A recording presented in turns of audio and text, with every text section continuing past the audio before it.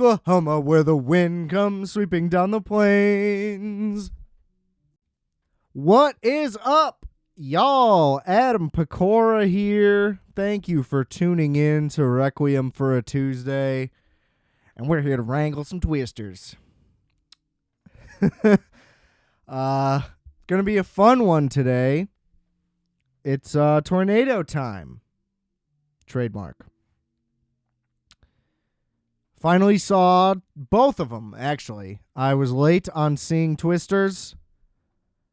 Not really due to having not seen Twister. I kind of just lagged, which then gave me the time to see the original. Now, you know, this came out 1-2 weeks ago at this point, so we're doing all right. But rate, review, and subscribe to Requiem for a Tuesday. Before we get into it, please leave comments. Give me 5 stars. Do the whole thing. Whatever you like. Spotify, Apple, or wherever. Make sure you smash that subscribe button. Also on YouTube. You can check out the merch at rfat.bigcartel.com. You can follow me on Leglam at adam.rfat. And we got music, Multiplex and Wolf X, me and a Chef Juice, who may or may not release Microwave Minutes episodes in the future again. But that show's there for the liking as well. Check out all the links in the description. Lots of fun, free entertainment for y'all. So first, let's talk Twister. The original from 1996. I don't know why the French thing. I think the Olympics are just getting the Parisian in me out, which isn't good. Fuck France, as you know. So, first of all, this movie was a phenomenon. It made $495 million. It's a lot of money for 1996. Honestly, Twisters might not even get there. So we'll get into that. I'm gonna try to do one at a time, but I'm recording fresh out the theater, so it may be hard for me to not bounce around. But I remember learning about Twister from my source of most of the information that I have. I love the 90s. VH1's all-time great pop culture synopsis of the 70s through the 90s. Unequivocally, one of the most influential things that has ever happened to me. I also feel like I vaguely remember this from the Universal lot. Did they have some type of Twisters thing there? I went there when I was a kid. I feel like there was some type of Twisters thing. Anywho, what a cast. I frankly couldn't believe just how many famous people are in this movie. Let's start from the top. Helen Hunt. She's nice. You know, who's more 90s than Helen Hunt? Good for her. What's she up to? I have no idea, frankly. What's the last... You know what? Let's do a little Helen Hunt side path here. Oh, she's been working. Good for her. I don't know what any of these things are, but good for her. Yeah, I don't know what any of this stuff is. All right. Well, glad you're still working, Helen Hunt. Oh, she was in the new season of Hacks. See, I'm way behind just on everything. It's really not great. Really not great. Anyway, I feel like I get her mixed up with Holly Hunter. Those names are way too close, and they look like white ladies. So it can be tough to distinguish them from each other. Bill Paxton, rest in peace. Who doesn't love Bill Paxton? Every time Bill Paxton comes up, how are you not happy about that? Am I right? Let's see. Next on the bill, Jamie Gertz, who I only know as the lady who can't spare a square in the Seinfeld episode. That's all that I recognized her from. And apparently she's, been in a bunch of stuff and is part owner of the Atlanta Hawks. So I guess you can say that she's maybe more than just the lady from one Seinfeld episode. Cary Elwes. I say his name ridiculous on purpose because I still don't really know how to say it. But I love him. Princess Bride will obviously live forever. Then we got another unbelievable ad. Philip Seymour Hoffman. I feel like this is pretty early in his career. What more can you say? One of the greatest actors in history, certainly of his generation. Gone too soon. We love you. Talk about anytime you see somebody, the movie levels up. I mean, Philip Seymour Hoffman is, the greatest addition to any cast you could ever have. He can do literally anything, and he's great in this. What a fun guy. Alan Ruck. Didn't expect to see him in this. And these people have nothing to do, by the way. Bill Paxton and Holly Hunt are the whole movie, and everybody else just kind of hangs around. They barely even get introduced. Then, it gets a little less exciting from there. Yeah. Nobody else really. Super worth mentioning. No offense if you disagree. Whatever.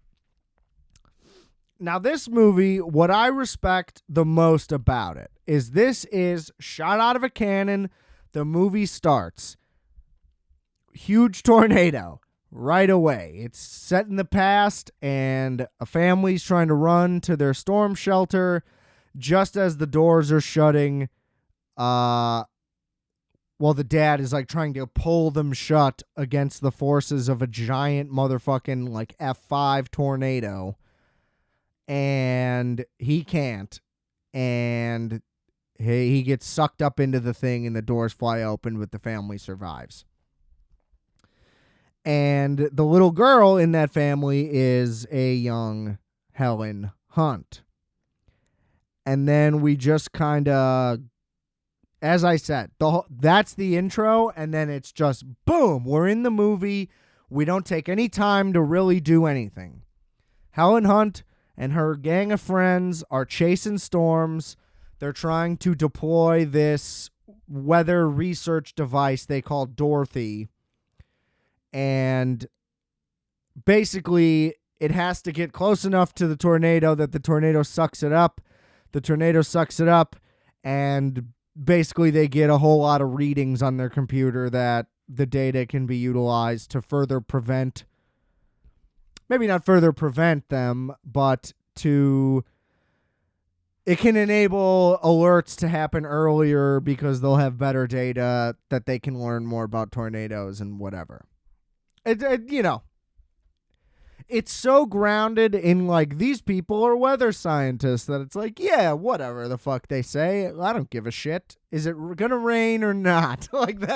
That's really as involved as I assume most people are in knowing things about the weather. Oh, the wind does this and then something happens. I don't fucking know anything about weather. They can't get it right anyway, so it doesn't fucking matter. And so Bill Paxton, god damn it, I do that all the time. Bill Paxton is Holly Hunter's ex, and he essentially just pulls up because he's been trying to fucking divorce this lady for so long that he's already engaged to the Seinfeld lady. I'm not using any character names this whole time. And he's like, sign the fucking papers so I can marry the next one already, lady. Jesus Christ. But he pulls up in the middle of tornado season. Oklahoma, by the way, a hellscape. Why does anybody live there? I'm so sorry if circumstances have happened to you that result in you living in or around Oklahoma. Really seems like it has no redeeming qualities at all. You know, the Sooners are good sometimes. Like, I don't really know what the perks are. You know what I mean? But whatever. People seem to be into it for whatever reason. But anyway, that is like the setup for the whole thing. There's no more story than that. He left the lifestyle behind to go become like a weatherman on the news or something. And then boom, they're just like, they're chasing a tornado. Let's try to deploy the device. It doesn't work. Whatever. This was like a huge, one of the early big, like, hey, we're doing all special effects. This movie's nothing but special effects. Obviously, like Terminator 2, I would say, is like the modern breakthrough in visual effects that led us to where we are today. And it kind of just took everybody else a lot of time to catch up because James Cameron's a fucking lunatic. So I think that adds up. And so they're just like, fuck it, let's just show a fuck ton of tornadoes. Very famously, the cow going by. I remember that being like a big, distinct, famous thing. And that happens pretty early on and really quickly. And, you know, it's cool, but it's not as like in your face and ridiculous as I remember it being presented as. And then they also, that's when Carrie comes in, and he's like the rival storm chaser guy. Like, they're the evil ones. They're the X-Blades to the Team Pup and Suds of Bill Paxton and Holly Hunter. You know, little had to throw, you know, the example is Brink for all rival team sports. I just said Holly Hunter too. It's Helen Hunt. God damn it. This movie stars Holly Hunter and Bill Pullman. No, it doesn't. And they basically copied his design for the Dorothy thing, and they're trying to do their own. So this movie's like a race to see who can get the data first and can claim credit for this thing and whatever. Who is the real tornado savvy people, whatever. And that's basically it. They just keep going back and forth to tornadoes, and then in between, they'll kind of reveal a little bit about whatever backstory, you know. Helen Hunt kind of like reveals her trauma. At one point, Bill Paxton reveals that he's still in love with her and his girl's listening, and she's basically just, this is towards the end, but she's just like, just have her. Clearly you guys are in love and I can't compete with any of this crazy shit. This is psychotic. I don't even know you, is basically how that whole thing goes, and that just cleans it up for the rest of the movie, just to be like, all right, great. And it is right after she signs the papers, but she never gives them to him, so they can kind of just stay married. And that's nice. And they go to her mom's house at one point. I think that's maybe where he's caught on like hot mic revealing his feelings and whatever. But this is the movie's great because they just go tornado. Oh, a little lull in between. We regroup. Oh, another tornado. All right, here's another little like quick. We're at a rest stop. Let's have a little chat. Oh, another tornado. Get back out there. Like, this movie wastes no time trying to like really build the character. And here's the thing that I love. That's really what I love most about movies from the 90s. You just get jumped into a world and you find out who the people are along the way, instead of painstakingly being like, well, this person is from here and here is their origin and this is what led to where they are now, and then that'll lead. And that's the problem with the sequel, which we're going to get to in a second. But what I can't just, I can't let it go without really hammering it home just how much I admire that they're like, this movie's about tornadoes, not people. Here's a bunch of fucking tornadoes. And the effects, obviously they look a little dated compared to today at times, but for the most part they hold up and they don't really take you out of the movie. And this movie's just a lot of fun. And it's like, here's chaos, and the greedy evil guys at the end get too greedy and evil and they get sucked up into it. And they lose. And then finally they get to deploy the device in a crazy-ass F5, and they manage to survive by strapping their belts to some pipes. Obviously, is that going to work out? Probably not. But whatever. There's also a scene where they're like, they try to deploy it, and it doesn't work, and then they just kind of run for like 10 seconds, and now all of a sudden they're completely out of it, and then the storm just goes away. There's some silly stuff like that where it's just like, oh, okay, they can just stop and talk right now and everything's fine, even though they said it's urgent. So there's some moments like that where it's like, okay, maybe these people should kind of hurry up. The tornado's kind of coming. Pretty convenient that the tornado is taking its time, right, while they need to get these few sentences out. But overall, incredibly enjoyable and fun, and for the most part seems pretty outside of the things I just mentioned, where they're just like standing there and it just works out. I'm just like, oh, I thought we were in a storm. But for the most part, seems pretty solid in terms of, hey, don't get too close to that tornado. You know what I mean? Like, there's a couple moments where it's too convenient, but otherwise, solid movie and just fun. It's fun, and there's no fat on it at all. So I'm glad that I watched it. It is on Max currently. And that brings us to today, where we got Twisters. Here's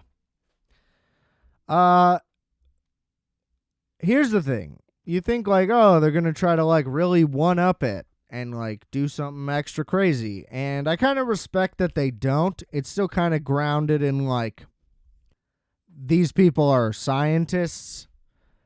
So it's not, it's not like this one's like the Sharknado version. Although it does kind of have a crazy moment like that at the end, but we'll get there. It starts with this girl and her friends, and they're basically like the young version of the Helen Hunt team, and they're out trying to do like a next level version from the original, where they actually use the Dorothy device. That's kind of the only tie-in to the original to like help them with data collection. But their goal is to get close up to this tornado so it can suck up this like blend of chemicals, whatever, that would in theory like kill the tornado on sight, and like, it would save people and prevent tornadoes from going through towns and shit like that is the idea. However, they completely misjudge the size of this thing, and it's like a total F5, and all of her friends, including her boyfriend, get killed, and she manages to survive. Now they're in a car and they get out and run to an overpass. It's like, you're in the car, just drive to it. I don't even understand what the thought process is there. And one other dude who's like monitoring data from a distance also survives. Then it cuts ahead to present day. She's living in New York for like the National Weather Service. Pretty much implies that like the trauma from that led her to like leave the storm chaser lifestyle behind. But the dude who survived then pulls up. It's set like 4 or 5 years later or something, and he pulls up and he's like, "Oh, I went into the military and I made all these connections, and now I'm in like the private business, and we're like doing this crazy data radar thing with all this new technology that wasn't possible before. So now I need your help to like help me find the storms, and we'll go get this data." And then they pull up to Oklahoma. Glenn Powell shows up, who is absolutely electric every time he's on screen. The guy really is a true movie star. I said it for the Hitman episode. I'm all in on Glenn Powell. I totally get it. Guy's doing great stuff. He's like the rogue YouTuber guy who's famous on the internet for chasing storms, but they look at him like he's kind of a joke because he does like, stuff for videos. His truck like digs itself into the ground and they stay in the middle of the tornado and film it and shoot fireworks into it and do gimmicky stuff like that. And he yells and screams and whatever. So they kind of look down on him.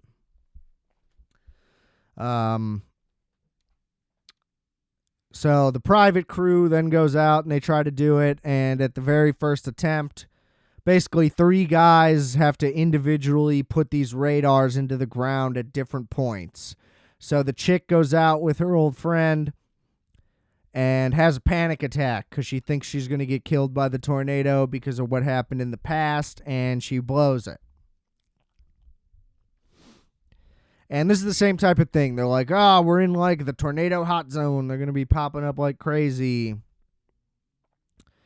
And so Glenn Powell and his people like draw a crowd, and there's all these like tornado tourists and stuff there. And then they go find another one, and this time they don't put the radar in properly, and it gets blown off and whatever. So also like these dudes are like being followed by some British reporter for some reason who decides he wants to look at the American lifestyle of chasing storms through the lens of these like famous YouTubers, whatever. And then they're all like slinging shirts and shit, and everybody's like, you guys are corny and lame, whatever. And then it's revealed that like they're actually doing that to like help benefit the victims of people whose towns are ravaged by tornadoes, and it also helps, like, it funds food for them, and they like go to towns and clean up after and help out and all that stuff. And then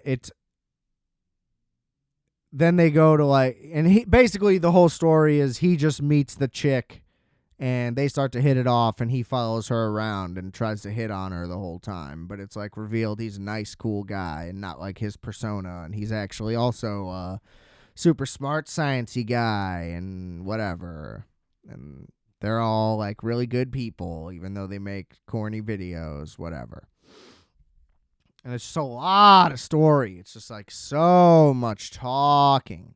There's still a lot of tornadoes in this, but like this movie's 10 minutes longer. It feels like it's 30 minutes longer. Like there's just so much talking. And then what happens? Then they go to the rodeo together on like a little date, and a sudden tornado comes and they have to go into like a motel pool, and a bunch of people die. And then she goes to her friend basically confronts her and is like, you need to move on from this shit. I'm like, all my friends died too. Like, it's your fault. We did this for your stupid project. And that's bogus as hell. And then she finds out that his company, the guy who provided the equity to make it all possible, just goes into towns that are ravaged by tornadoes under the guise of like helping, and is just buying people's land and profiting off of their misery, whatever. So then she basically kind of switches teams and goes with the other dude who goes to her mom's house, and they reveal she's like guarded about her past, and finally it all comes together, and she's like, this is what the whole plan was, and here's what happened, and it failed. And then they kind of work together to like revitalize that plan, and she hasn't looked at it ever since, and they realize kind of all the things that they missed and what went wrong because she was like a young dumb kid or whatever. So then they like reformulate her plan, and they're going to try to go test it again at a new tornado. But lo and behold, it's bigger than they thought, and it's an F5 and whatever. And it's about to head like straight for this town. And then the other dude has like a change of heart, and he leaves the evil company behind and goes to try to help them.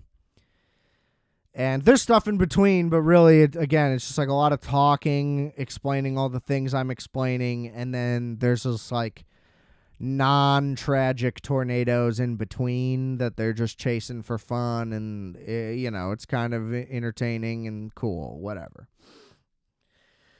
So then the big one happens, and it like crashes into a power plant. Now it's like a fire tornado and whatever. And, it doesn't get to like action movie from there. That just kind of turns into an even bigger storm. And they're all trying to take refuge at this movie theater. And they basically realize that they're fucked and that it's not going to help, and it's going to blow right through them and destroy them. There's no basements or anything like that. So the girl gets in the truck and goes for it, basically. She's like, I'm going to give this thing one fucking chance. If I'm going to save these people, this is the only way we're going to do it. And the tornado's so big, the truck can't really withstand. Here's the thing. The windows still don't break. Like, no debris hits anything. The tires are fine. Like, it all just works out every time. I find that to be a little silly. Anyway, whatever. You can say they upgraded all the glass if they upgraded a thing that can dig it into the ground. I guess that makes sense. Whatever. And then she gets out there. She's able to deploy the thing, and it works, basically. Whatever. The truck almost doesn't make it, but she manages to survive. And essentially, the movie is about the dude being in love with her from the jump, and then realizing she was never interested, finally, but then just being like, oh, but we're still like a good team and should be friends and can work together well. And he goes from hating Glenn Powell to being like, yeah, you should fuck this chick. You guys make sense together and you're a nice guy. And everybody just ends up liking each other, and they work together as a team. And then in the end, Glenn Powell follows her to the airport, and they basically finally confirm that they're together, but they don't kiss, famously, was the story I heard going in. And yeah, it's kind of dumb that they don't. And then there's about to be a tornado at the airport, and they're like, let's go save it. And then the end credits reveal that the journalist wrote the story about her, and that they're all in business together now, and she's like a new hot science prodigy because her thing works, and whatever. So maybe they can prevent tornadoes now going forward, and they're all like heroes of the weather game. Listen, good premise, great story, just so much time spent spoon feeding it to me. Twister managed to do it with like little 2-minute scenes of them like generally like talking to each other really quickly. That's my hang up. They just spent too much time building it all together, but the story worked. It makes sense as a sequel, using the connection to the original slightly and building upon it on a new version without it being some legacy thing where they need to have it be like Helen Hunt's, whichever one, Helen Hunt's daughter. It doesn't need to be Bill Paxton's kid. Like, nothing like that is a part of it. This is just a completely like original sequel. And it does totally work on its own. You don't need to see the original at all, although it helps to just see that the original was more fun. But the story was good, and Glenn Powell's a star. And, the tornadoes look good. Like, this one has no issues with the special effects not really working. It just wasn't. It was just kind of the same thing multiple times. Here's a fun tornado. Here's a bad tornado. Here's a fun, bad, fun, bad. And that was pretty much it. But go see it, I guess. It seems to be doing well enough. It at least made its money back. Now that it's being crushed by Deadpool, it might just fall off completely. But if you like tornadoes, go see them. Thanks for tuning in to Requiem for a Tuesday. I appreciate you listening. Let's get those numbers up.